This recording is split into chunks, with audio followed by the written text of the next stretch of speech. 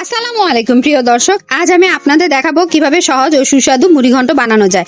ভিডিওটা শুরু থেকে শেষ পর্যন্ত ধৈর্য ধরে দেখুন। কিছু ছোট কিন্তু গুরুত্বপূর্ণ টিপস থাকছে, মিস করবেন না। প্রথমে মুগ ডাল হালকা করে ভেজে নিন। খুব বেশি ভাজার চেষ্টা করবেন না, বেশি ভাজলে খাওয়ার সময় কুরকুরে লাগতে পারে। ভাজা হলে ডাল বাটিতে ঢেলে ঠান্ডা হতে দিন। অন্য কড়াইতে 1 কাপ তেল গরম করুন। আস্ত গরম মশলা ও কুচানো পেঁয়াজ দিয়ে ভাজুন যতক্ষণ না পেঁয়াজ বাদামি রঙের হয়। পেঁয়াজ ভাজা হয়ে গেলে আদা রসুন বাটা দিয়ে ভালো করে কষিয়ে নিন।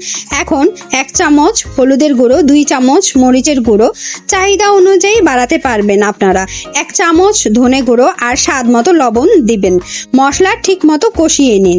পরিমাণ মতো পানি দিয়ে গরম মশলা গুঁড়ো ও জিরার গুঁড়ো ছিটিয়ে কিছুক্ষণ জাল দিন, অর্থাৎ একটু ফুটতে দিন।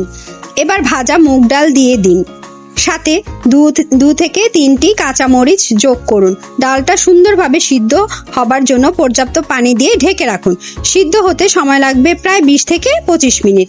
এর মধ্যে পানি কমে এলে যে কোনো বড় মাছের মাথা, তবে রুই বা কাতল মাছের মাথা যোগ করলে মুড়িঘন্ট আরও পূর্ণাঙ্গ স্বাদ পাবে।